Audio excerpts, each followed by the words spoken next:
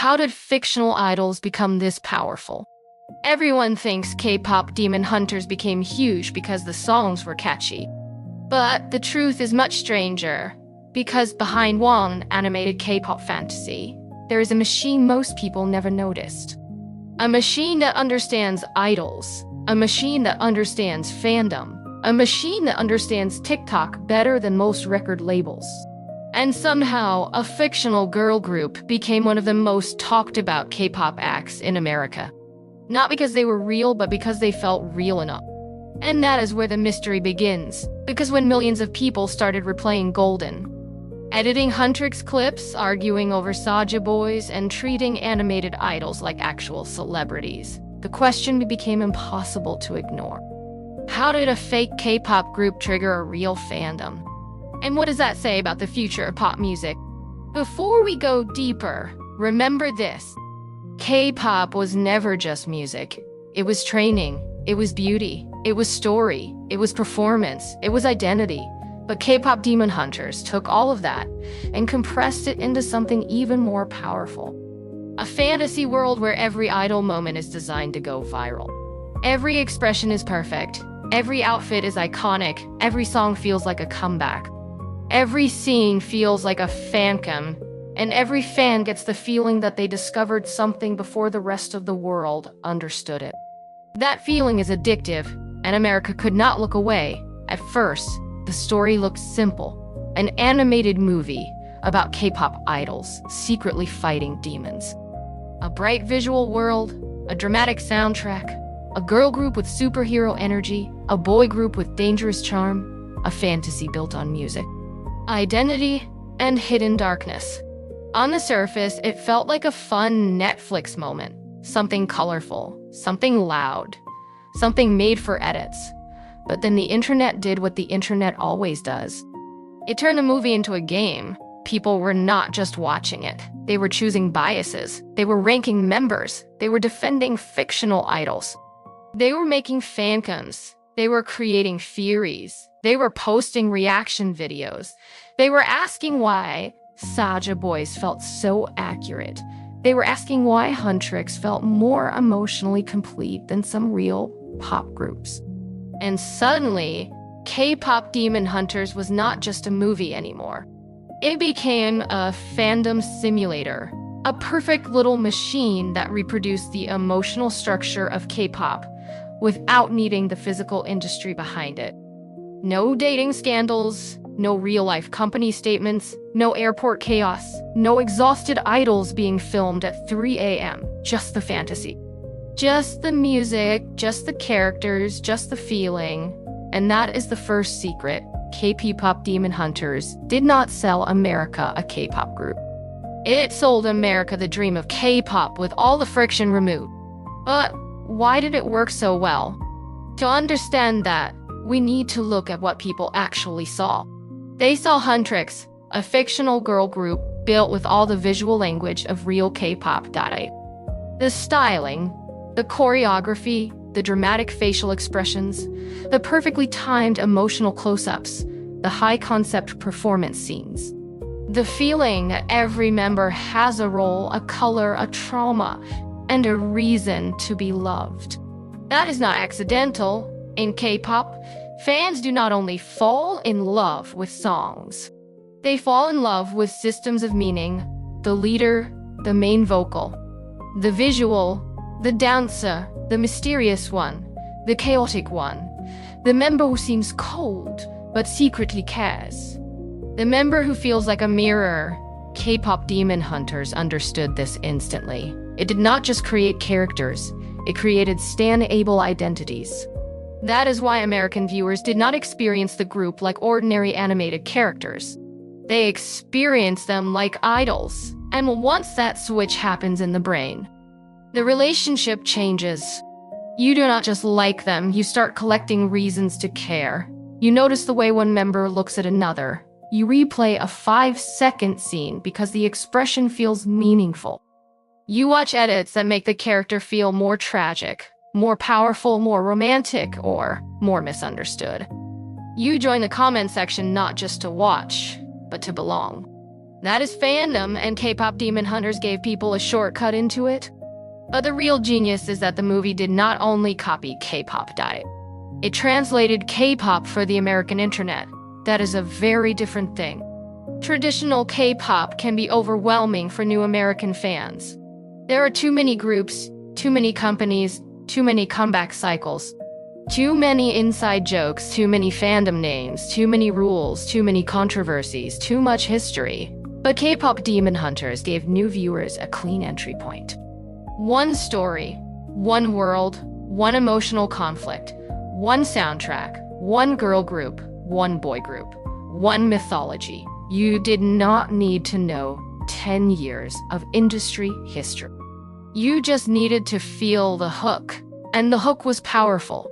What if your favorite idols were secretly saving the world? What if the perfect pop star image was actually hiding pain? What if the stage was not just a performance but a battlefield?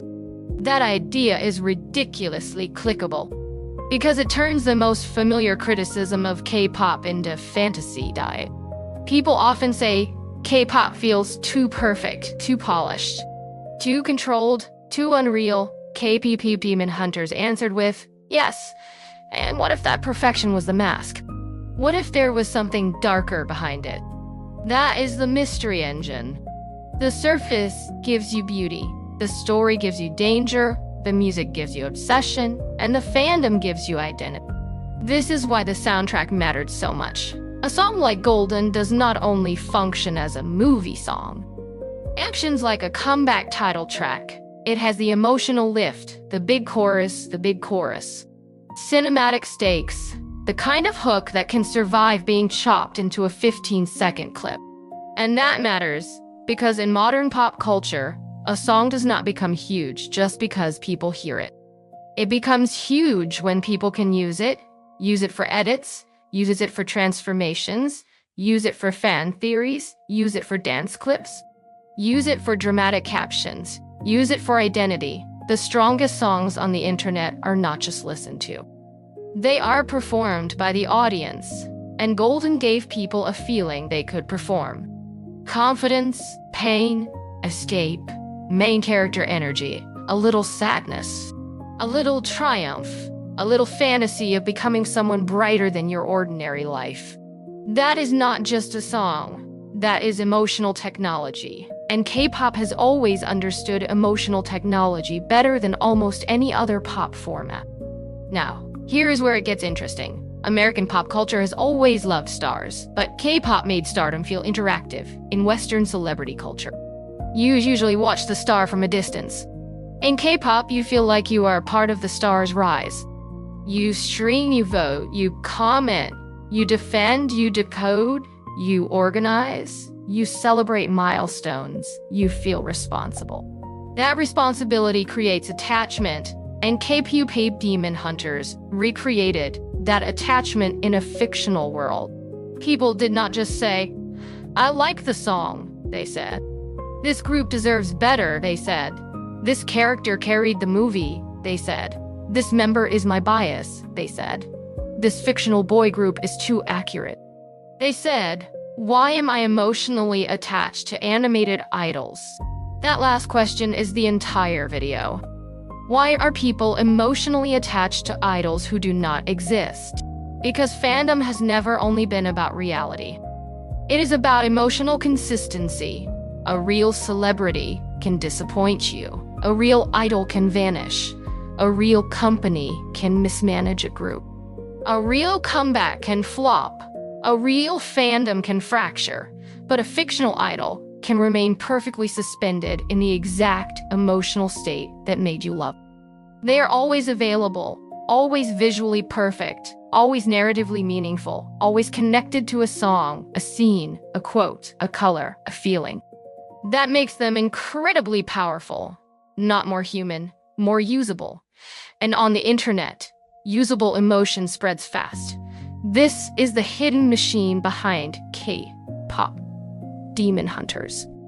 It is not only the animation, it is not only the music, it is not only the K-pop aesthetic, it is the way all of those things are engineered into shareable emotional unit. A close-up becomes a reaction image. A lyric becomes a caption. A fight scene becomes an edit. A chorus becomes a TikTok sound. A character dynamic becomes a ship. A villain becomes a thirst trap. A group formation becomes a thumbnail. A fictional comeback becomes a real cultural event. And every piece feeds the algorithm. This is why short-form platforms loved it. K-Pop Demon Hunters was basically born pre-edited. The visuals were bright. The silhouettes were clean. The emotions were readable in half a second. The music had clear peaks. The characters had strong contrast. The clips did not need much explanation. That is gold for TikTok, Shorts, and Instagram Reels.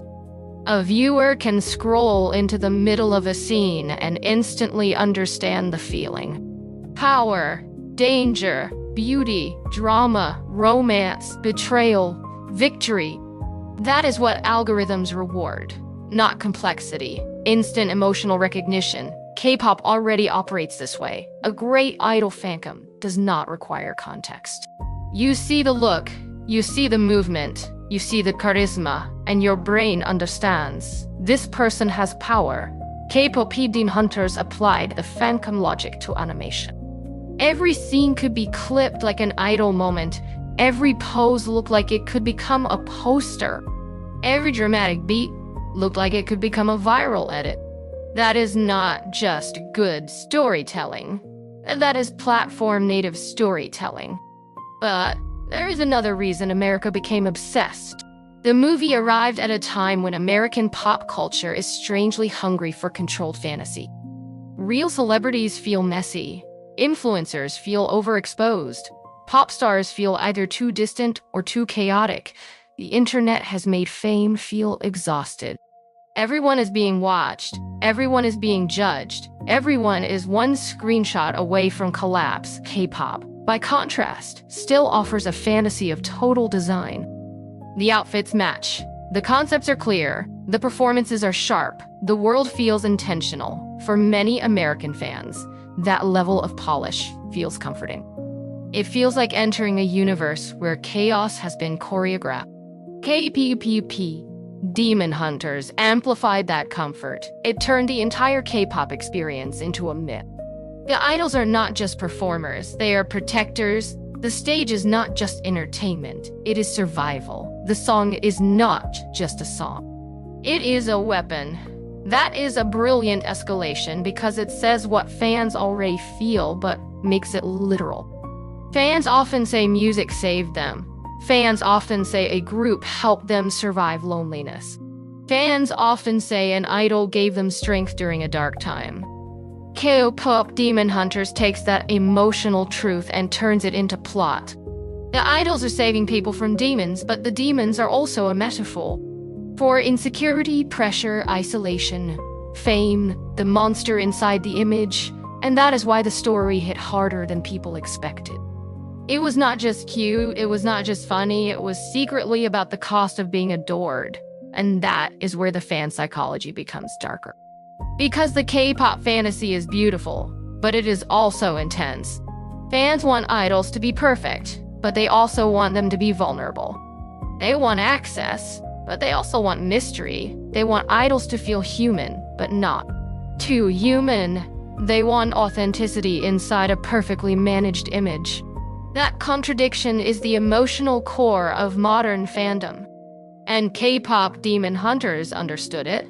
The characters feel designed, but wounded, stylized, but emotionally readable, larger than life, but lonely. That combination is dangerous because it activates both admiration and protection. You do not just want to watch them win, you want to protect them from the world. That protective feeling is one of the strongest forces in fandom. It turns casual viewers into defenders. It turns defenders into promoters. It turns promoters into unpaid marketing teams, and when enough people feel protective at the same time, the algorithm sees activity. More comments, more edits, more arguments, more reaction videos, more watch time, more search, more recommendations. Suddenly, the emotional behavior of fans becomes distribution. That is the second secret. The real marketing campaign was not only run by studios or labels. It was run by people trying to prove that their emotional attachment was valid. That is why online arguments matter. Every debate creates visibility. Was Huntrix better than real groups? Were Saja Boys too accurate? Was Golden actually K-pop? Did the movie understand the industry or romanticize it? Were people overhyping fictional idols? Was this the future of music? Each argument pulled more people in, because controversy does not need to be hateful to be useful. Sometimes curiosity is enough. A person sees people arguing about a fictional K-pop group and thinks, wait, why does everyone care this much? That question creates the click, and the click creates the cycle. Now let's talk about the American market, because this would not have exploded the same way 10 years ago. America in 2026 is built for this kind of phenomenon. Gen Z grew up with identity as media. Your playlist says something about you. Your favorite character says something about you. Your fandom says something about you. Your edits, your reposts, your reaction memes, your lock screen, your bias, your favorite lyric. All of it becomes self-expression. KPop Demon Hunters gave American fans an identity package that was easy to adopt.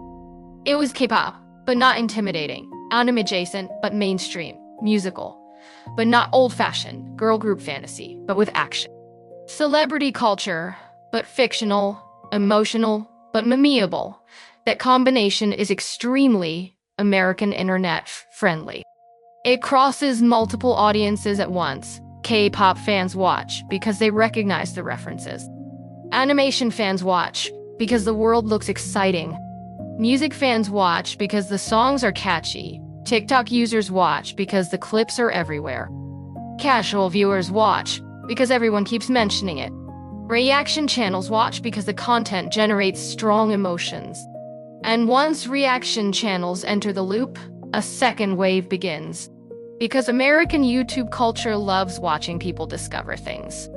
First time reacting to K-pop Demon Hunters. Vocal coach reacts to Golden. K-pop fan explains Huntrix. Non-K-pop fan becomes upset. Musician breaks down the soundtrack. Therapist analyzes the characters. Dancer reacts to the choreography. Each video becomes another doorway. And every doorway tells the algorithm the same thing. People stay when this topic appears. That is what makes a trend durable. Not one viral clip, many entry points. K-pop Demon Hunters had many. It had music, it had characters, it had lore, it had visuals.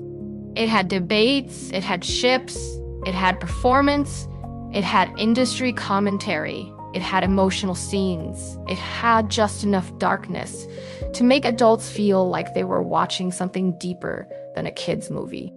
That is a perfect viral ecosystem.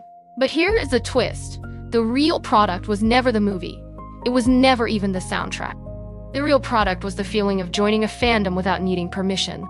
That is huge because real K-pop fandom can feel intimidating. There are rules, streaming goals, fan wars, old controversies, company politics, member histories, solo stan drama, chart debates. But K-pop Demon Hunters let people enter at the same time. Everyone discovered the world together. There was no 10-year fan hierarchy. No one could say you are not a real fan because you were not here in 2018. The fandom was born in public. That gave new fans a rare feeling, equal ownership.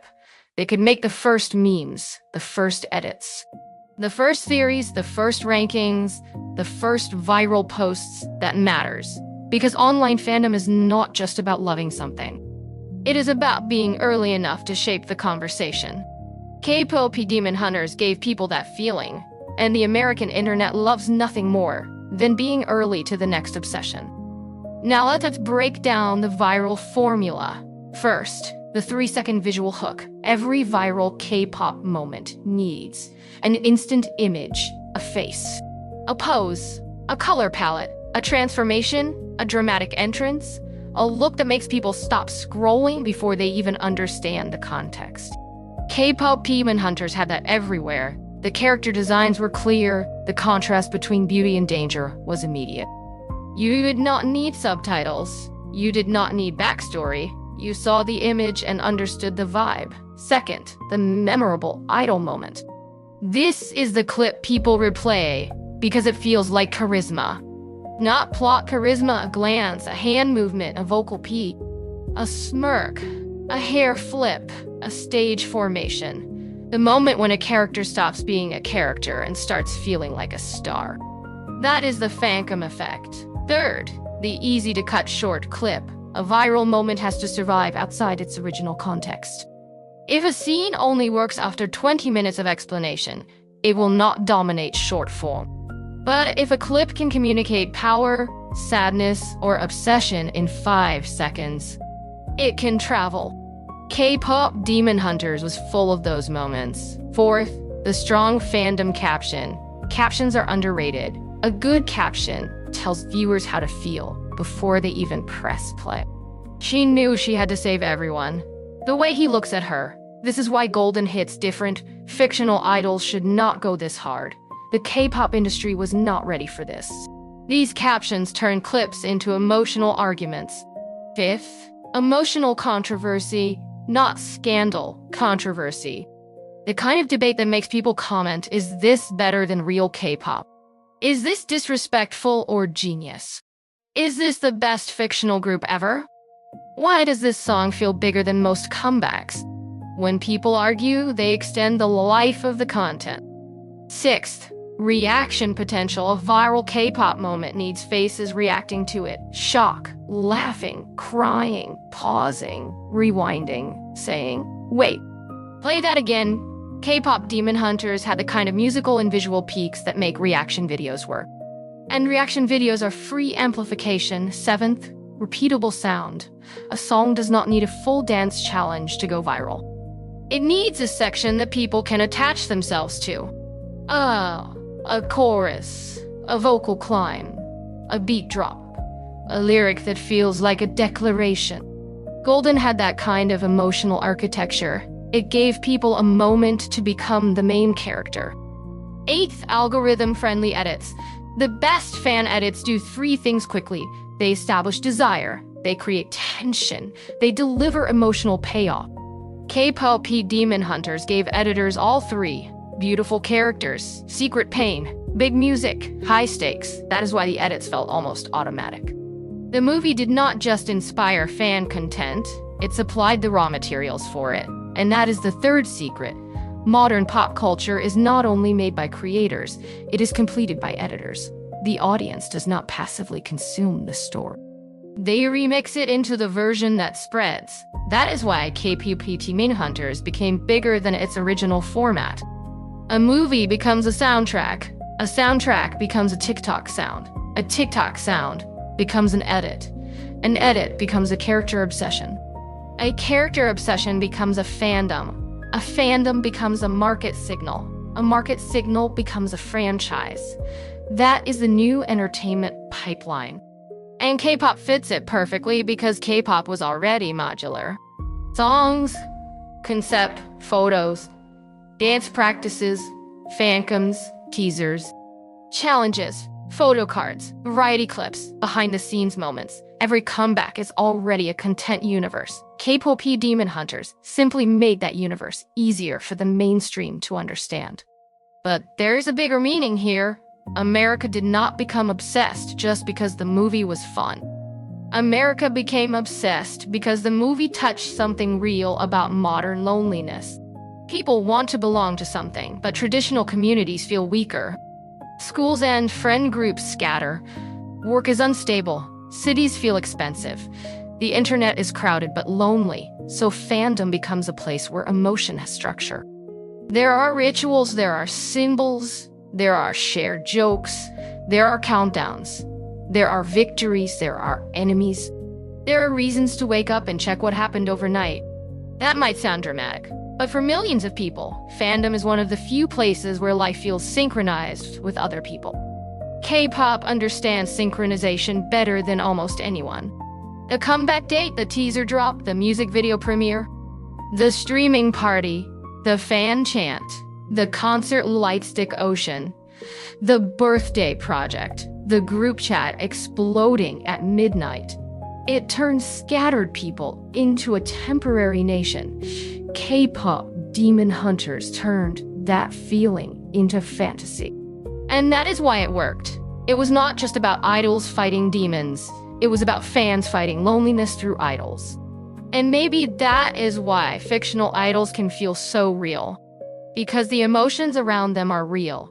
The edits are real. The comments are real. The tears are real. The arguments are real. The identity people build around them is real.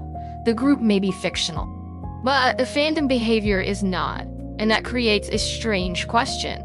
If a fictional K-pop group can create real fandom, real chart impact, real emotional attachment, and real cultural conversation, then what actually makes a pop star real? Is it the person? The performance? The story? The fan response? The data? The feeling? Because in the modern entertainment economy, reality is no longer the only requirement. Attention is, attachment is, repeatability is, shareability is, and KPop Demon Hunters had all of it. That does not mean fictional idols will replace real idols. Real idols have something animation cannot fully copy. Risk, presence, human unpredictability, the fact that a real person is standing on stage, breathing, sweating, making mistakes, carrying pressure, and still performing. That matters, but fictional idols reveal something important. They show how much of modern celebrity is already constructed. The styling, the lore, the visual branding, the emotional narrative, the parasocial access, the comeback cycle, the fan labor, the algorithmic spread. K-pop Demon Hunters did not invent that machine. It exposed it by removing the real human body from the center. It made the structure easier to see. And the structure is powerful, almost too powerful, because once the industry realizes that fans can attach deeply to fictional idols, the next question becomes obvious. Will companies try to build more of them? More virtual groups? More animated idols, more AI-assisted characters, more crossovers between music, gaming, streaming, and fandom. More stars who never age, never get tired, never date publicly, never make mistakes, never ask for privacy. That future is exciting, but also unsettling, because the imperfections of real idols are part of what make them human. And if pop culture moves too far toward perfect fictional stars, we may lose the very thing fans are searching for. Connection, not perfection. Connection, that is the paradox at the center of K-pop. Fans are drawn to the fantasy because it looks perfect. But they stay because they find emotion inside the perfection. K-pop Demon Hunters understood that it gave us idols who were impossible, but feelings that were familiar. It gave us a world that looked fake, but somehow explained something real. Why we stand, why we replay, why we defend, why we treat strangers like symbols, why we turn music into identity, why we need groups even when the group is fictional. And that is the real hidden truth. K-pop Demon Hunters did not prove that fictional idols can become real pop stars. It proved that fandom has become one of the strongest forces in entertainment. Stronger than genre, stronger than language, stronger than reality. Because once people feel like they belong to a story, they will carry that story everywhere. Into comments, into edits, into playlists, into arguments. Into Halloween costumes, into reaction videos, into group chats, into their own sense of self. So the next time someone says K-pop Demon Hunters was just a viral animated movie, remember what actually happened. A fictional group entered the American pop machine. The internet treated them like idols. The algorithm treated them like stars. Fans treated them like a movement, and the industry got a glimpse of what the future might look like. A future where the line between idol, character, brand, and myth becomes almost impossible to separate. So maybe the real question is not why America became obsessed with K-pop Demon Hunters. Maybe the real question is this: if a fictional K-pop group can make millions of people feel something real, were they ever fake in the first place? And if this is where pop music is going, are we ready for the next idol who does not exist? Oh.